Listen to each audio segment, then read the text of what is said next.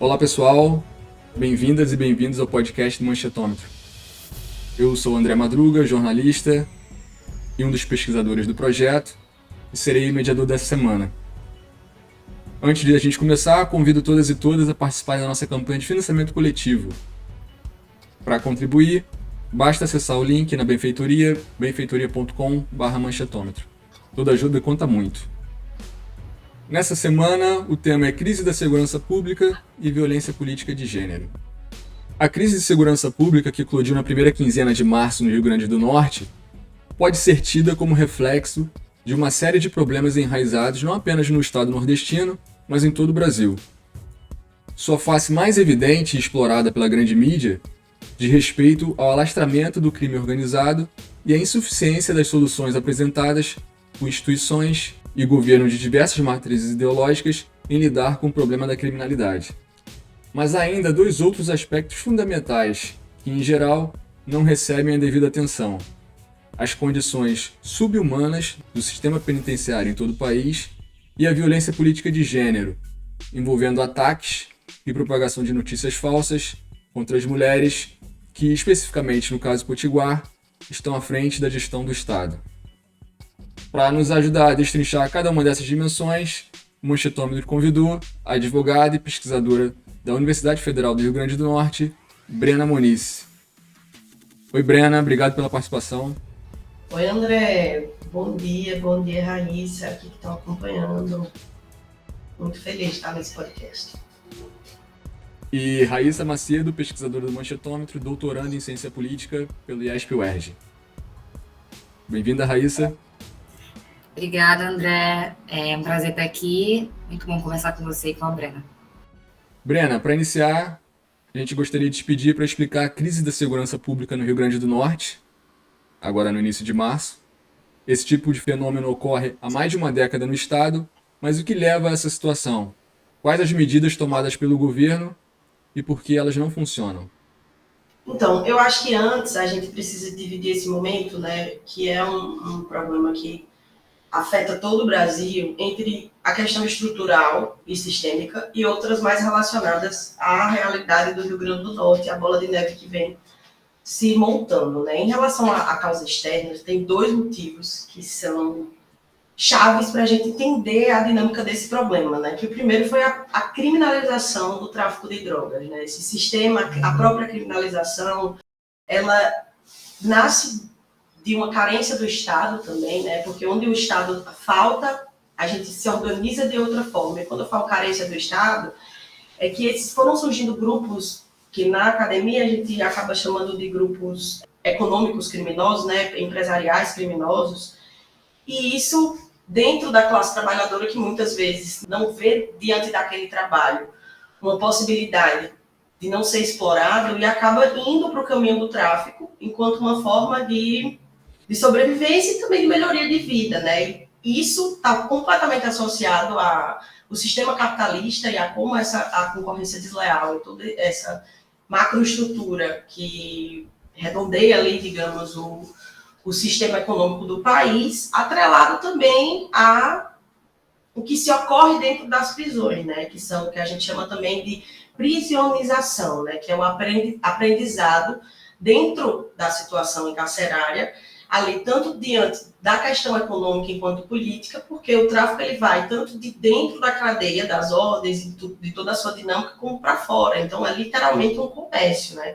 E você monta essa carreira profissional diante de um eixo econômico e político. E dentro de toda essa dinâmica, né, do surgimento, da intensificação do tráfico, a gente vê um sistema prisional, isso já foi constatado em uma pesquisa recente do IPEA, que a maioria das pessoas que estão dentro dessa prisão são massa do varejo, né? São presas com pequenas quantidades de droga e que são ali não só a situação dos mulas, digamos assim, mas a maior massa do sistema carcerário, ele está diante dessa disputa ali no varejo e que não necessariamente essas pessoas precisam ser filiadas dentro de uma facção, mas depois, com o sistema, acaba isso acontecendo, né? Esses pequenos situações de varejo ocorrem tanto dos independentes, assim, digamos, e posteriormente acaba se filiando.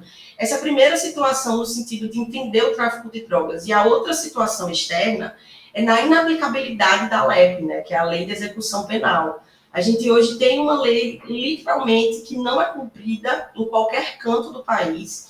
E isso, aqui no caso do Rio Grande do Norte, que, ao meu ver, é um dos principais problemas, assim, é a não ideia de um sistema semiaberto.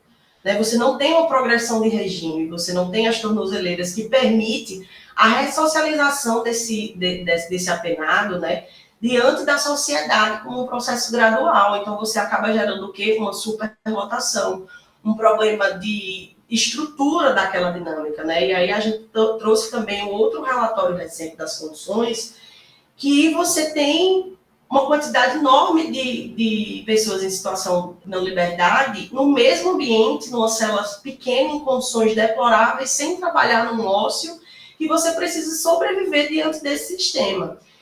Então, essa conjuntura de uma baixa estrutura prisional, atrelado com a lei de drogas de 2008, a criminalização, que foi assim uma justificativa do aumento do encarceramento nos últimos 14 anos no Brasil, né? Isso faz com que a dinâmica do prisional não seja eficaz, seja, na verdade, uma jaula de colocar pessoas, sabe? É isso que a gente vive hoje, a gente não tem, porque se aquelas pessoas elas precisam estar no sistema, não só a questão da ressocialização, mas também de uma produção ali diante de um sentido de se regressionar dentro da sociedade. Então, o Estado ele falta no início, na oferta de emprego, nas condições do próprio sistema, a nível educacional, de lazer, de condições dignas na humanidade, e falta e só se apresenta na hora de punir. Então, o que a gente vive hoje no sistema carcerário, e eu falo sem medo, assim, no sistema penal brasileiro, é um grande estado de coisas inconstitucionais.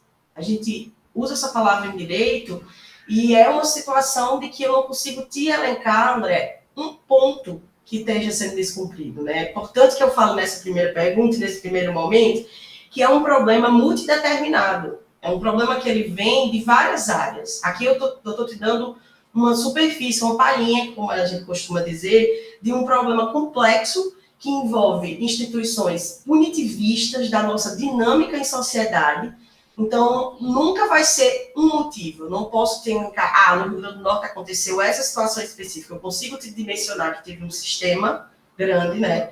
Uma situação sistemática e que aqui se desdobrou em certas realidades por situações gatilhos, que mais na frente eu espero falar um pouco mais da realidade da profundidade do Rio Grande do Norte, mas compartilhamos aqui de uma realidade brasileira, de uma realidade sistêmica brasileira, que é importante ser falada, né? Então, é importante destacar essas duas causas externas, né? A questão da criminalização das drogas e com um aumento em relação à lei de 2008 e a inaplicabilidade da LEP, né?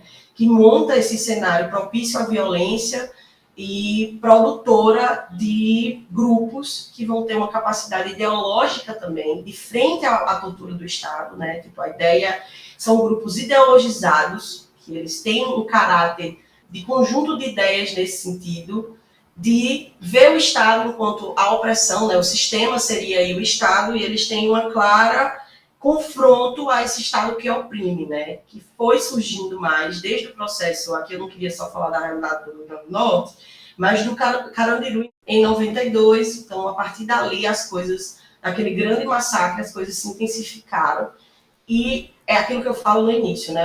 Onde o Estado falha, onde existe uma ausência, as pessoas tendem a se organizar de uma forma de sobrevivência, né? E aqui não é um maniqueísmo de bem contra o mal, de certo como errado. É um problema social que foi gerado pelo Estado e que hoje eu acho que a gente sofre as consequências dessa dinâmica, né? É um produto da sociedade que faz com que essa bola de neve só cresça e que a gente entre nesse estado inconstitucional de coisas. Eu entendo a sua fala, Brenda, de ser um problema multidimensional, mas eu queria, se você puder, que você falasse um pouco mais da atuação dos governos estaduais nessas, acho que mais de uma década já, né? porque é um problema que a gente vê se repetindo com o governo agora de esquerda, e aí aparecem... Se torna ainda mais complicado, porque tanto a direita quanto a esquerda vai atacar o comportamento da governadora e vai criticar as medidas que ela está tomando. E eu dei uma lida que, no governo Fátima, alguns índices de segurança pública até melhoraram. Ela também promoveu concursos, né, para profissionais de segurança pública, sendo que claramente isso foi insuficiente. Então, o que ela poderia, o que o governo, independentemente de ser a Fátima ou não, poderia fazer de diferente do que está sendo feito há tanto tempo para ter algum impacto positivo nessa situação? No momento de crise, eu também já estava atrás de um plano, sabe? De um que fazer daqui da frente, né? E o que eu fui constatando, assim, na dinâmica desse problema atual, é que no momento de crise, eu fiquei um pouco decepcionada de não ter sido mencionado em momento algum a situação do sistema encarcerário. Isso foi um debate bem ruim, e eu entendo que eu acho que foi estratégia política mesmo, pela situação que ela se encontra, assim, só que ela estava sendo baleada dos dois lados, né? Tanto a base dela do governo, que também tem um lado punitivista, né? Tem gente que até não gosta da esquerda punitivista, mas também tem esse lado dentro da própria esquerda, que não significa que, por ser de esquerda, você não vai encontrar uma saída penal para certos problemas.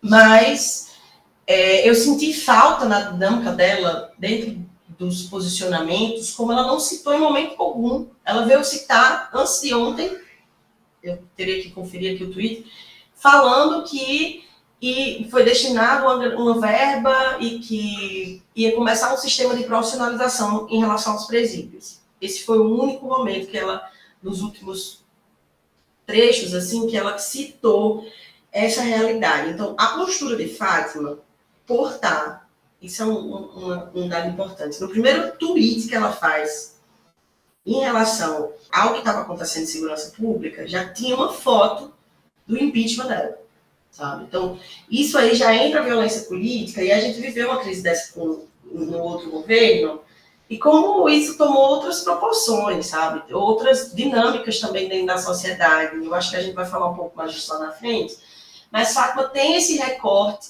também de ser uma mulher, e ser uma mulher petista, e ser uma mulher que foge os padrões também, esperado para o que se é uma mulher, e ela é julgada, e ela é colocada, crucificada. Eu acho que isso é uma palavra presente. Então, a gente não tem como só olhar para a Fátima e falar assim, errou, foi suficiente, acabou. É uma dinâmica que a gente precisa também considerar essas situações que eu estou falando de background, assim. Mas, em relação ao que ela fez, um ponto assertivo na minha visão foi não chamar o exército ali, né? Não chamar, porque a gente viu como foi horrível no Rio de Janeiro, na intervenção, e que isso trouxe mais danos. Então, ela ter chamado a Guarda Nacional ajudou muito, né? Ela colocou mais policiamento nas ruas, e isso é uma prática repetitiva, isso é uma prática de direita de você colocar mais repressão, né? Se a gente analisar sociologicamente. E foi isso que aconteceu aqui, foi mais policiamento, mais repressão, e eu fiquei me perguntando, isso foi um motivo de desconforto, de questionamento, né? E aí, não vai montar um plano? E dentro, pesquisando com os assessores dela, conversando com advogados e amigos que estão lá também diante desse cenário, nas articulações com as outras entidades, o que eu sinto é que no momento de crise você mesmo tem que resolver. E na situação de Fátima, ela estava muito em xeque. Foi como se ela não resolvesse aquilo, ela poderia perder a governabilidade totalmente, sabe? Então... Ela tem maioria na Assembleia? Não tem maioria na Assembleia. Então, ela poderia perder a governabilidade, e isso era um ponto que eu tinha colocado, que eu ia falar em algum momento. O diálogo com os poderes executivos, no sentido das prefeituras, é muito ruim.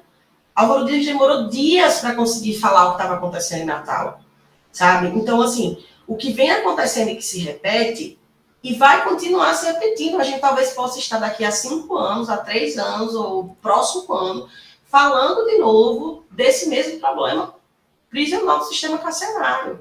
Porque as pessoas, quando eu falo pessoas, estou falando de governos, de situação e da mentalidade, se criou no processo pós-Bolsonaro de uma situação da pós-verdade, né, que a gente, e isso aí afeta completamente a mídia, E é um processo muito difícil de você debater racionalidade, porque existem os grupos orgânicos hoje de WhatsApp que aumentou o caos na cidade.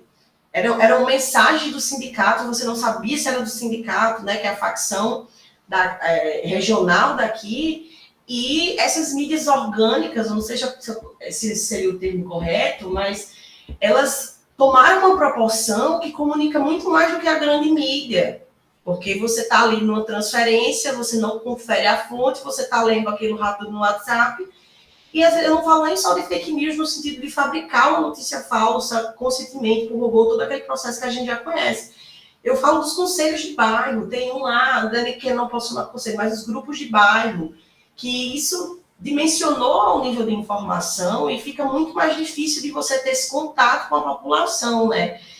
Então, eu acho que esse problema vai se repetir tanto para a mentalidade da comunidade, né? Desse embrionário punitivista, dessa coisa de bandido tem que estar morto, não existe bolsa bandido, não tem que ter condições, não nega completamente, falando daquele estado inconstitucional de coisas que eu mencionei, tem essa mentalidade da população, um governo completamente pisando em ovos, sabe?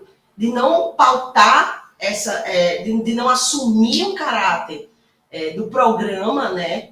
E até esconder nisso com medo do bolsonarismo ou dessa lógica de que se surgiu assim no Brasil com força muito grande do militarismo, da ideia de ordem e progresso, que você fica assim em xeque. Eu acho que a situação de Fátima era muito em xeque e ela tentou ali remediar. E quando eu falo que isso vai repetir, é porque eu falei da relação de tráfico de drogas. Se você não cumprir a LEP, se você não repensar o sistema de tráfico do Brasil, se você não criar um plano, um programa, e você só colocar a polícia na rua, você vai resolver uma crise de 7 dias. Você não vai resolver o sistema prisional, você não vai entrar na causa do problema. É que nem a gente lida com a seca no sertão. Isso está beneficiando alguém. Hoje, até em outros estados tem uma seca, mas quando você começava com um programa, por exemplo, de colocar cisternas, aquilo é uma ideia de você guardar água, de você ter um sistema de encanamento, porque aquela seca vai acontecer de novo, sabe? Eu não estou dizendo que o sistema prisional é uma situação natural, não me livre dessa interpretação. O que eu estou falando é que para um problema que tem uma raiz e você está só na ponta do iceberg, você vai enxugar gelo, porque isso aqui a base não está resolvendo. Você não está mudando a condição, tanto da vida do seu cidadão antes de entrar, o Estado está completamente ausente, e quando ele chega, é num sistema punitivista de repressão, e o governo vai se repetindo, seja ele governo de esquerda ou de direita. Óbvio que na situação de esquerda você vai ter pelo menos uma tentativa, pelo menos eu vi uma tentativa de um diálogo com o governo federal, que isso aí foi muito importante na situação da crise aqui. A gente não teria recursos financeiros, principalmente, porque não é um Estado com uma grande verba disponível, digamos assim. Então, a relação com o governo federal, isso foi uma boa saída, assim, na minha visão. Então, respondendo a pergunta de Raíssa, né, do que vem sendo feito, é muito esse policiamento, um descaso com o sistema prisional, uma situação imediatista ali no problema, mas que agora, e é o que eu espero que aconteça no governo Fátima, que continue com essa disputa federal no Brasil nesse sentido, de montar um plano ali, né? De montar de montar estratégia curto prazo, médio prazo e longo prazo, porque senão essa situação vai se repetir. O que eu sinto, André, sendo muito honesta com você, é uma jogada de batata quente também, sabe? Ninguém quer lidar mais com o sistema prisional, nunca quis, sabe? É uma situação de batata quente. E uma situação simples aqui de realidade do Rio Grande do Norte é, por exemplo, vou dar um caso concreto. As marmitas, elas estão vindo apodrecidas, certo? E esse sistema de marmita, ele é terceirizado do Estado. Se você tem um serviço terceirizado, isso, se está podre, você não paga. Então, precisa ter uma fiscalização nesse sentido. Então, é literalmente um não olhar. Você não pensa naquela situação. É um serviço que, às vezes, você presta e você deixa ali correr, sabe? Então, eu acho que é uma mudança de mentalidade, de mindset mesmo, dessa configuração em relação ao sistema prisional. Então, um dos principais motivos da crise, segundo ativistas e estudiosos do tema, é a revolta dos apenados contra as condições precárias e até medievais do sistema penitenciário. Segundo as denúncias, há recorrentes violações de direitos humanos nos presídios, relatos de torturas, distribuição de comida estragada, violência física e psicológica. Brena, você pode explicar um pouco o cenário do crime organizado no Rio Grande do Norte e como a gente pode pensar o quadro geral no Brasil a partir dele? Sim, André. Então, existe uma predominância do sindicato do crime, né? E tinha aí o PCC, ele dominava muito mais, só que também surge o sindicato em relação a uma frente a essa monopolização, né? Digamos assim. Existe uma taxa, uma tarifa, então, que você paga ali para o sindicato e tudo mais. Sei lá, do PCC, eu vou falar valores ilusórios, mas para vocês entenderem a diferença. Você tinha que pagar R$ 200 se você tivesse solto, R$ 100 se você tivesse preso, e já com o sindicato do crime, esses valores eram bem mais baixos. Então, aí já entra uma ideia bem mais regional, bem mais possível de uma realidade. E que essas facções, né, esses grupos, que eu já vi também falar de... É importante que a gente lembre que facção é também um grupo econômico e político. Econômico porque existe rotatividade financeira diante disso, a partir do tráfico, né? Essas mensalidades é realmente uma nova forma de se relacionar dentro do crime, né? Literalmente um crime organizado nesse sentido. Então, as famílias se beneficiam, existe toda uma dinâmica de familiaridade ali também, né? E aí isso vai aumentando, né? Por isso que é uma equação que não fecha. Porque se um dos principais elos psicológicos e, não vou falar culturais, mas de relacionais que a gente tem é a frente ao Estado e uma ideologia de contra-sistêmica pela realidade, é como se cada vez que o Estado pune, cada vez que o Estado traz uma... Eu não estou falando pune criminalmente no sentido de você cometer um crime e você não vai cumprir prisão. Eu estou falando no sentido de punição violenta. Hoje a gente tem uma polícia penal que se baseia em uma raiz pior do que a militarização, sabe? Você não pode olhar no olho, você está de cabeça baixa, você leva espancamento, você está aqui na realidade sem visita íntima, você não tem produtos de higiene básica, você tem presos tendo como punição estar em contato com pessoas adoecidas com tuberculose. Um sistema viral biológico, de que a gente está trazendo tecnologia na forma de sofrimento da humanidade, né? Porque você usa um outro ser humano adoecido enquanto uma arma química para você punir um preso dentro dessa situação de encarceramento, de privação de liberdade, né? Então, esse background que aterroriza que na verdade, se encontra o sistema prisional brasileiro. Então, esses grupos econômicos, criminosos, né, empresariais, que a gente possa chamar assim, eles se fortalecem com a inoperância do Estado. Eles se fortalecem porque vai ter uma relação em comum, vai ter eles contra... Vai ter um outro que você vai estar em posição aí de embate e que vai fortalecer. Então, você acha que você vai estar contra o cara que está te dando uma mensalidade para sua família, um cara que vai estar te dando produto de limpeza, que vai estar dando várias situações, ou você vai estar do lado de um Estado que, quando aparece, é com uma situação desse cenário, né? Então, o crime organizado, ele encontra mangas, né, e potencialidade diante da ausência do Estado e também da tortura sistêmica. E é uma tortura sistêmica porque vai desde a prisão, a ausência de julgamentos. Tem muitas pessoas que estão sem julgamentos ainda, sabe? Tem muitas pessoas que não têm progressão de regime, que não olham lá. Isso, progressão de regime não é uma regalia, sabe? Eu vi isso no comentário, as regalias. Gente, isso é direito.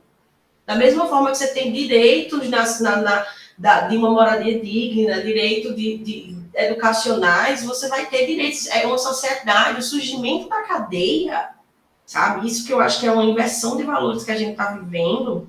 O surgimento da cadeia foi para não ter marcas físicas. Como assim, Brena? Foi para não ter marcas físicas? Porque antigamente você roubava, e aí você cortava sua mão, você fazia um homicídio, e aí você ficava 50 chibatadas, sabe? Tipo, essa era a relação. Quando a gente vem com um sistema de surgimento da pena, você vai para tirar aquilo que na doutrina do surgimento do penal seria o que é o teu bem mais valioso, que é a liberdade. Por isso que a gente fala, a mídia tem um papel assim muito forte, bandido, vagabundo, apenado às vezes, tipo, não usa nem a ideia de privação de liberdade. A gente perdeu o foco de que são pessoas em situação de privação de liberdade, sabe? Então, o sistema ele realmente deu uma volta em si mesmo, porque se a gente cria as prisões para que a liberdade seja tirada e não fique a punição física, né, de tortura, a gente perde a ideia do que é prisão. Então, para mim, por isso que hoje eu digo sem medo, com convicção de que ali é um depósito de ser humano, sabe? Aquilo não tem mais sentido, não tem mais sentido. É uma barreira segregacional, de miopia social, para esconder mazelas de uma inoperância estatal de anos e escravocrata, porque mais de 70% das nossas prisões são compostas de jovens negros.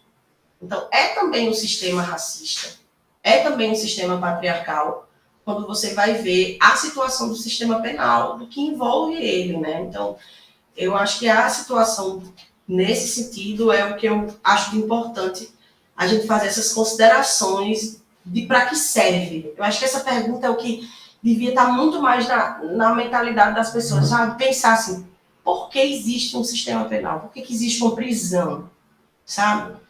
É um sistema completamente falido, sabe? Eu não vejo mais a operabilidade funcional dele com as situações do sistema carcerário piorando.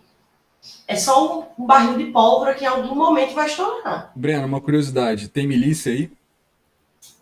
Eu acho que está surgindo, sabe, André? Eu não consigo dizer a você que milícia organizada, assim, bem Rio, eu não consigo te dizer tal qual.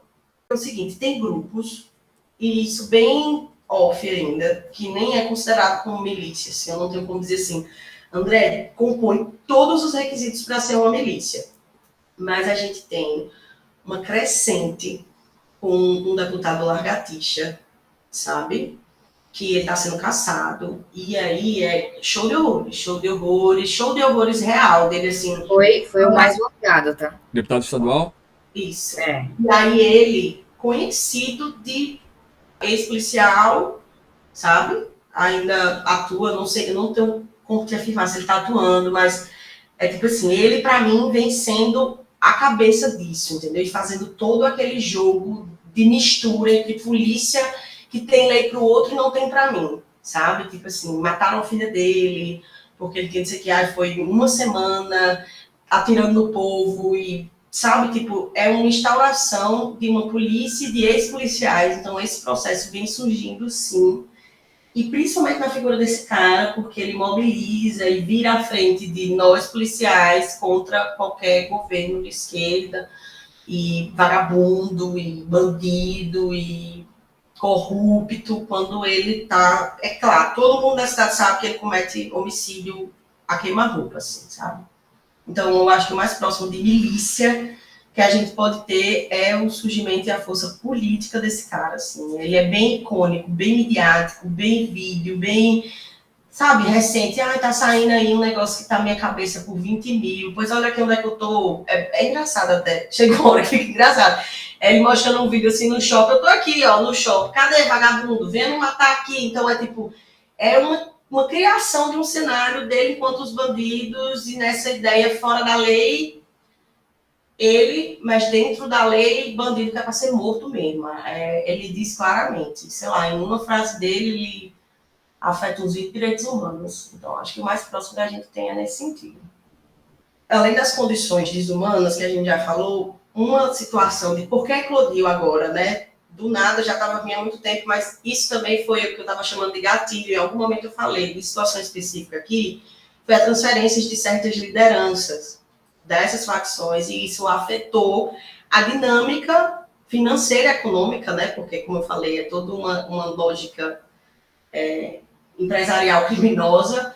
Então, essas transferências de lideranças de certos presídios e algumas apreensões importantes que afetaram a dinâmica do tráfico aqui foram estopim para isso acontecer também. Então, isso foi um ponto que fez... Porque aconteceu agora em março e não aconteceu, sei lá, em janeiro, sabe? Isso é uma situação específica daqui de que eclodiu essa crise. É interessante perceber que mesmo com toda a explicação que a Brena trouxe, que demonstra que há um debate maior a ser realizado, não há essa discussão na mídia brasileira. O que notamos foi apenas uma brevíssima discussão sobre os ataques e a desordem no Rio Grande do Norte. Como vocês avaliam, Raíssa e Brena, esse desequilíbrio de cobertura envolvendo não apenas a questão da segurança, mas os estados fora do eixo sul-sudeste? São duas questões aqui, né? O desequilíbrio da cobertura envolvendo segurança pública e os estados fora do eixo sul-sudeste. Eu acho que existe, em relação à questão do sul-sudeste, um despreparo muito grande de lidar com a diversidade de perspectivas que existe no país, né? O Nordeste é sempre, os estados do Nordeste são sempre essencializados como se o Nordeste fosse uma grande coisa, um pacote só, né? Enquanto que São Paulo é São Paulo, Rio de Janeiro é Rio de Janeiro, sei lá, Porto Alegre é Porto Alegre. Nordeste é um pacote de coisas aí, e geralmente é uma visão muito superficial do que é o Nordeste, e não se investigam as raízes políticas dos problemas que existem nos estados do Nordeste. Por exemplo, quando se fala... Agora a gente está no tema da segurança pública, mas quando se fala da seca, da pobreza, e aí tem toda uma reificação de discursos que a mídia alimenta. Por mais que ela, acho que nos últimos anos tenha se pluralizado mais, eu acho que dá para dizer isso. Primeiro que as grandes empresas de comunicação estão todas em São Paulo e no Rio, não é nem em sul-sudeste, né? É mais no sudeste mesmo. As grandes empresas estão aí, estão aqui no caso. Os jornalistas são sudestinos, são paulistas, são cariocas. Poucas vezes não são. Inclusive, quando eu li as notícias sobre a situação do Rio Grande do Norte, uma coisa curiosa é que a maioria das que aprofundavam mais o debate, traziam mais nuances, eram escritas por gente do Rio Grande do Norte. Algumas pessoas que eu até conheço, isso mesmo na grande mídia. Por exemplo, a Mariana Ceci fez várias reportagens para a grande mídia mesmo, para Piauí, enfim. Geralmente são pessoas que têm um contato com a realidade mais próxima, né? E aí sai um pouco dessa superficialidade e traz mais contexto, sendo que isso é um problema da mídia de forma geral. Falta contextualizar uma série de temas. Eles trazem de forma muito superficial, quando não sensacionalista. E aí, nesse caso da questão da segurança pública especificamente, muitas notícias que eu vi não traziam nenhum debate sobre as raízes do que tá acontecendo, mas traziam termos como exigência, os apenados, eles nem falam apenados, né? Os presos querem visita íntima, como se não fosse um direito, né? É uma coisa que eles desejam, eles estão exigindo isso. Pedem televisão, são coisas que são trazidas nas notícias. E aí vem uma visão muito do senso comum, por mais que na mídia, na grande mídia, em geral, não compartilhem tanto essas notícias falsas e sensacionalistas tão explícitas, a grande mídia, no caso, a mídia tradicional, não faz um trabalho de desconstruir isso que é propagado nas redes sociais, enfim. Ela meio que deixa passar e não aprofunda esses debates. E aí eu achei interessante que foram criadas uma série de notícias falsas, né, e ataques a governador, que a gente vai trazer mais na próxima pergunta. E isso, obviamente, é mais underground, digamos assim, é mais pelas redes sociais, no Twitter, no WhatsApp, que é compartilhado, sendo que, e até em grandes jornais regionais, né, digamos assim, porque geralmente eles têm um viés muito conservador, então eles propagam notícias que vêm de políticos conservadores, que inventam coisas sobre a governadora, por exemplo, ou sobre deputadas, como a Natália Bonavides, enfim. E aí o governo mesmo criou um site de checagem de fatos, o que pode ser extremamente problemático, porque não tem uma metodologia explícita, não tem uma metodologia clara do que eles estão fazendo. Enfim, muita gente pode alegar, eu já vi gente alegando, que se torna simplesmente um mecanismo de propaganda, né, do governo. Sendo que é complicado, eu acho complicado, é complicado eles proporem esse tipo de iniciativa, mas eu também acho complicado a nossa crítica a essas ações, porque não tem, realmente a mídia tradicional não traz um contraponto a toda essa enxurrada de fake news que está acontecendo. Então, o governo meio que fica de mãos atadas mesmo. O próprio governo federal, eu vi que fez, também lançou não uma agência, né, um site de checagem de fatos, e foi muito criticado por isso. Mas quando a mídia não faz um papel de interpretação, de crítica, fica uma situação muito complicada. A gente não tem muito por onde sair. Fica uma lógica só de vamos vender notícia que chama atenção e não vamos debater a profundidade do que está por trás de todas essas manchetes, né? E aí, só para dar alguns adendos, a nível televisivo, tem jornal que você espremer assim, sai sangue, sabe? É só aquela coisa caricata, assim. E eu acho que isso é um dos grandes, eu não vou dizer assim, o principal, porque existem outras situações, como eu falei, é um problema muito determinado, mas a mídia ela é um ponto de comunicação e de criação de imaginário. E o que eu sinto, a sensação de acompanhar aqui, tanto na realidade do Rio Grande, vou falar um pouco mais da realidade do Rio Grande do Norte, é que dentro de uma situação, quando não é fake news, né, eu concordo com Raíssa nesse sentido, que às vezes está menos propício para isso, mas às vezes é trazer um recorte de um problema, sabe? Às vezes é uma situação que nem um cubo mágico e você mostra só um. E se você só vai mostrar, e eu não falo aqui mostrar um, dizer assim, só um lado. Não é nessa situação que eu estou falando. Às vezes é pegar uma parte daquilo ali e fazer com a compreensão do todo, sabe? É uma realidade de um caso específico, tipo, tal situação aconteceu assim e isso significa que todo o Rio Grande do Norte assim. Isso é de uma desonestidade, na minha visão, como aconteceu com a maioridade penal. Você ligava a televisão e dizia assim, pegava quando eu estou falando dessa ideia do recorte, você pega uma situação, diminuição da maioridade penal, e aí você mostrava 2 casos de assassinatos bárbaros, que como é que essa pessoa não vai ser punida, blá, blá, blá. E quando você vai ver a números, menos de 4% de todos os crimes cometidos no Brasil eram com menores de idade. Então é esse jogo que a mídia traz, tanto em relação de colocar uma faceta das situações e potencializar ela, ou mostrar como mais assim, para chocar e fazer com que as pessoas consumam esse conteúdo, uma mídia completamente amarrada a questões econômicas e financeiras e a grupos políticos. Essa é a realidade que a gente tem no nosso estado e acredito que no nosso país inteiro. Então, é uma mídia que, por muitas vezes, não é nem só perde a capacidade crítica, mas também ela é completamente direcionada e reduzida a uma faceta de uma situação muito grande. E isso vai nas palavras que escolhem, isso vai com quem eles perguntam, com os profissionais, tudo é uma escolha política nesse sentido, que a gente poderia utilizar a mídia como uma forma de pluralidade e democratização, e, na verdade, a gente acaba dando palco e holofote para um conceito hegemônico que já está muito bem sedimentado na sociedade, e, para mim, é o pior.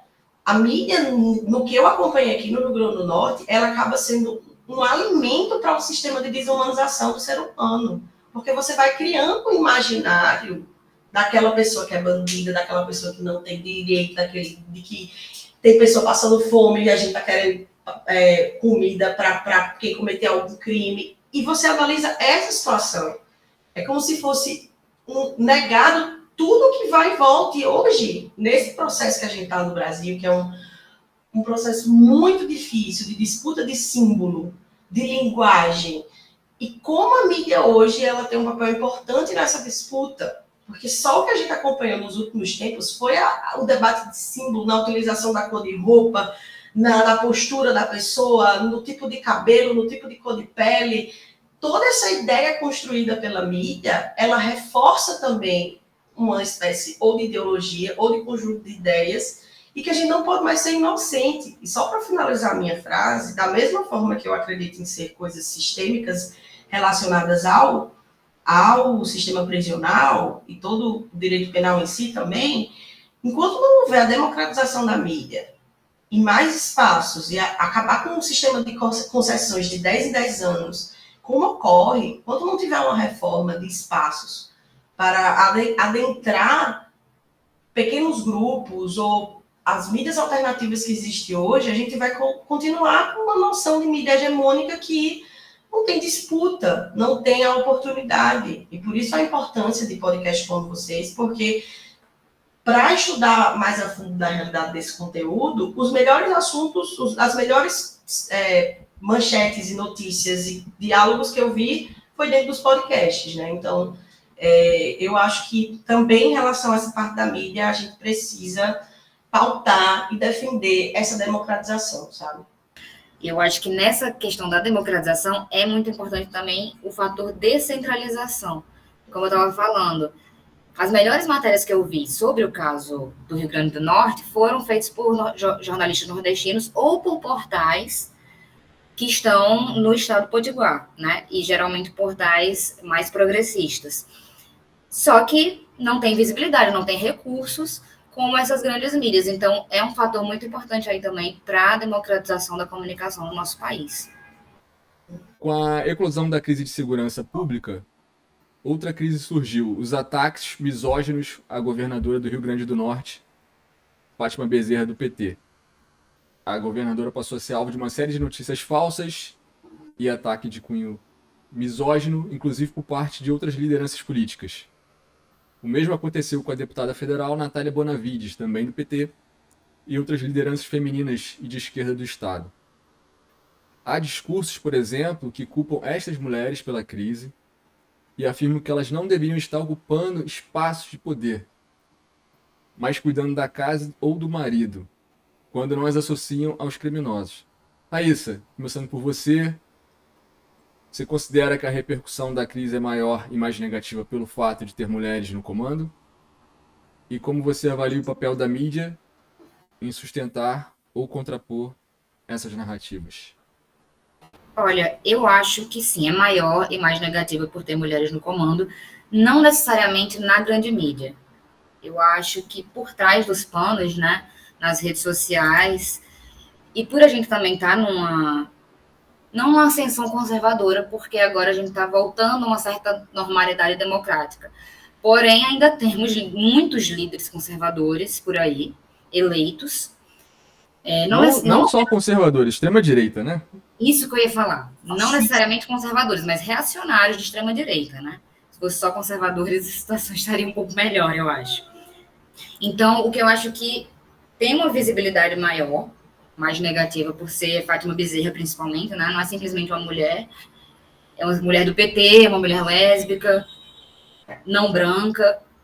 Então, tem uma cobertura, não uma cobertura, mas tem mensagens muito negativas sendo difundidas e muitas notícias falsas, assim, horríveis. Eu reuni aqui algumas das notícias que saíram e que aquele site de checagem estava tentando rebater, né, o site do governo, que é falando que a Fátima estaria morando numa base militar, porque ela está com medo, falando que isso já foi até mais difundido, acho que não só por WhatsApp, mas até por blogs mais reacionários do Rio Grande do Norte, de que ela devolveu recursos do Fundo Nacional de Segurança, que também não é verdade.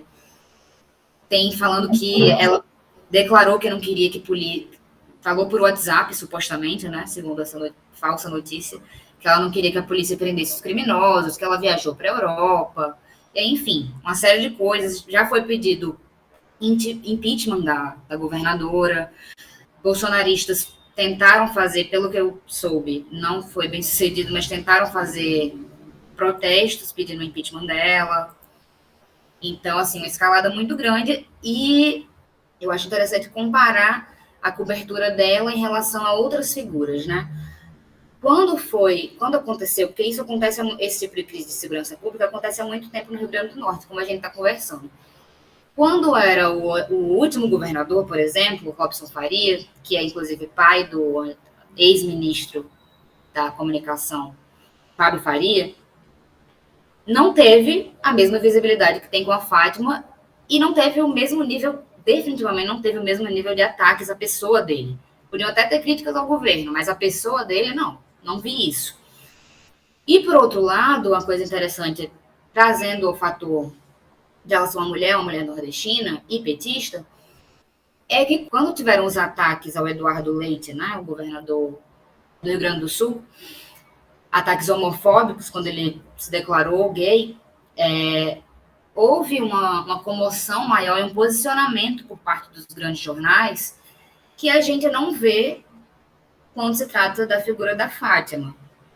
Ela é extremamente atacada, notícias falsas o tempo todo sendo propagadas, ainda que não por esses jornais, mas a gente não vê nenhum tipo de postura crítica nesses jornais de tentar rebater.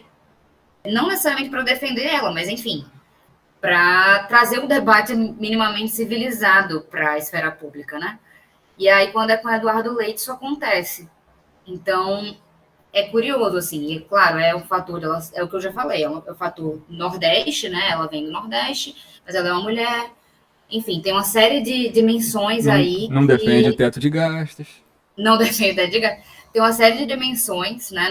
Não está alinhado com visões neoliberais de mundo, como esses jornais em geral estão. Então, uma série de dimensões que invisibilizam tanto ela quanto os ataques que ela sofre, como se fosse menos importante. Eu só vou dar alguns acréscimos, mas eu acho que você foi bem precisa nessa análise toda, mas que eu queria só deixar alguns pontos, por ser uma parte que me é muito sensível, assim, é que a gente precisa urgentemente, assim, incorporar na nossa sociedade uma transversalização de gênero. E é importante citar esse fator da orientação sexual dela, porque a gente, mulheres na política, elas passam por um processo completamente de deslegitimação, né? Que é aí o fenômeno da violência política de gênero. E essa violência ela pode acontecer de várias formas, institucional, online, simbólica, financeira, com transferências de recursos. Ela tem várias dimensões, né? E que são ocasionadas pela situação da mulher estar na política, porque na divisão do público e privado não é um espaço que a gente deve ocupar.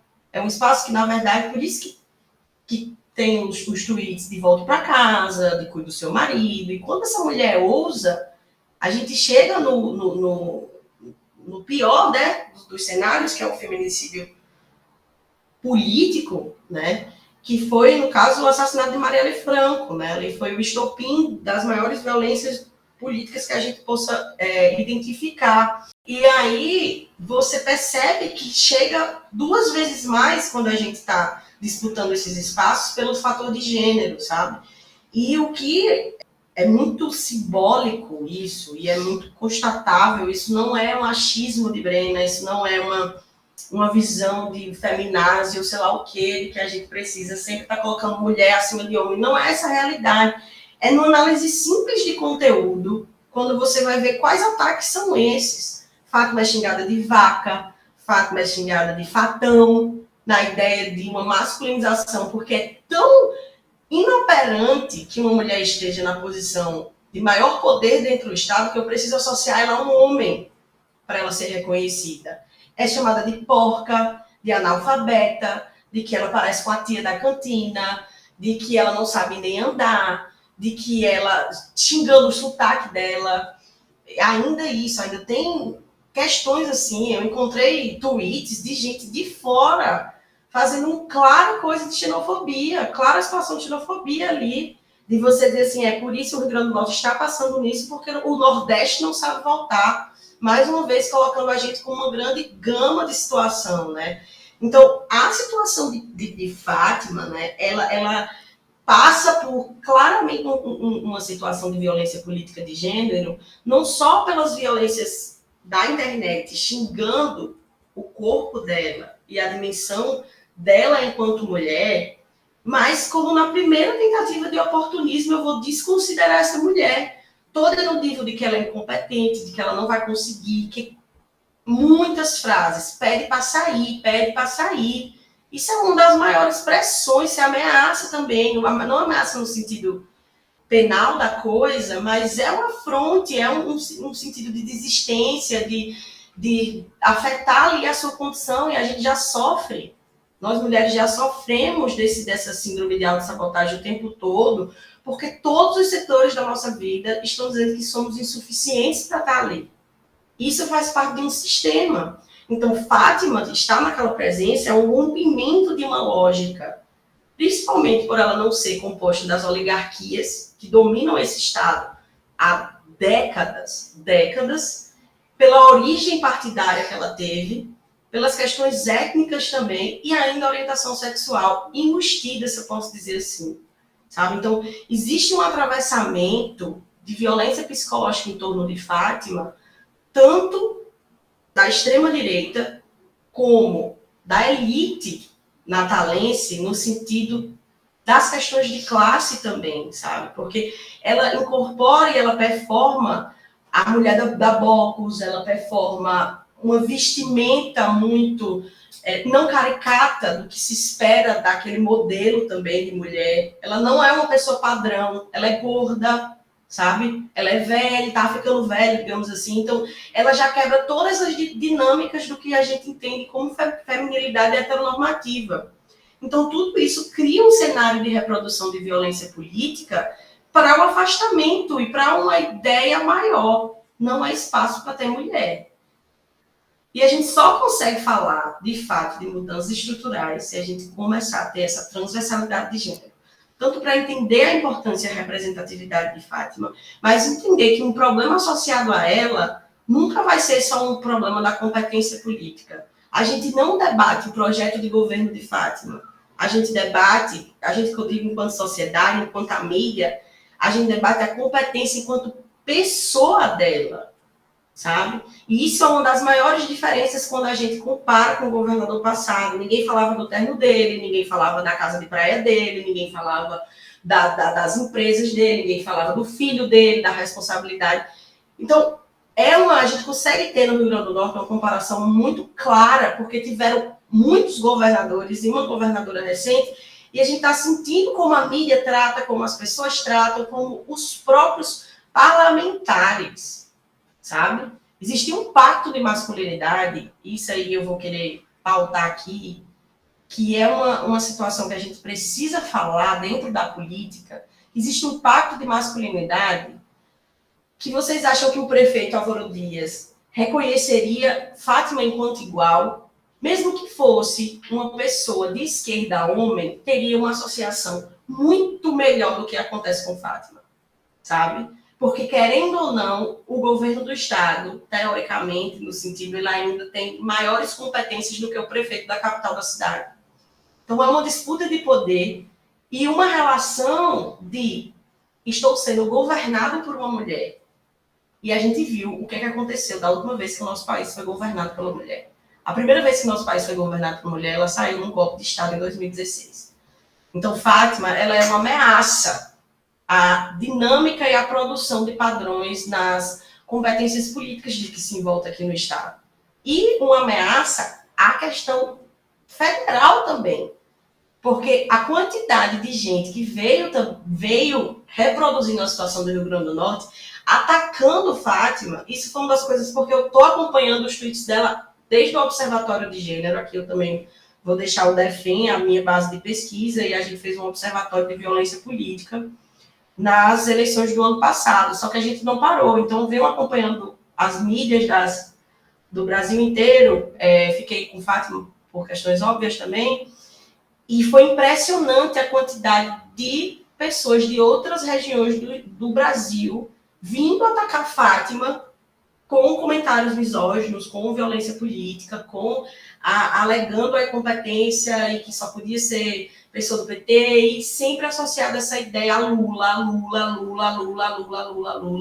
enquanto terroristas, enquanto petralha, conjunto de bandido, estão fazendo bandido e agora defendam. Então, até quando uma mulher precisa se afirmar, ela ainda tem que ser comparada nas posições que ela está fazendo com um homem. Então, até isso eu venho percebendo na minha pesquisa. E muitas vezes o Lula acaba respingando mais do que em outros candidatos petistas, como o Lula não é tão referência como é nas situações dos mandatos de mulheres. Até nisso a gente precisa ser comparada e admitida e associada e relacionada, e não que não deva, nesse sentido de parceria, de tudo mais, mas é como se, às vezes, apagassem a sua ideia de construção de um projeto político, porque a gente tem uma parceria, tem um contato com o Lula, óbvio, todo do mesmo partido, mas existe uma individualidade e uma autonomia de cada político, que quando se trata a nível de mulheres, isso é uma das conclusões que eu venho chegando na minha pesquisa, essa autonomia e individualidade ela vem sendo sufocada, até pelos seus pares dentro dos seus próprios partidos. Queria agradecer a participação da Brena, da Raíssa. Obrigado, gente. Nossa, muito obrigada adorei! Vou criar um podcast aí também na nossa base, porque é muito legal essa dinâmica de você falar com respostas, assim, ter um espaço mais livre. É isso. Para mais informação, acesse nosso site manchetômetro.com.br e siga as nossas redes sociais. Se você reconhece que a democratização da mídia é fundamental para a democracia brasileira, apoie a nossa campanha de financiamento coletivo. Junte-se a nós e colabore no link benfeitoria.com/manchetômetro. Obrigado e até o próximo episódio.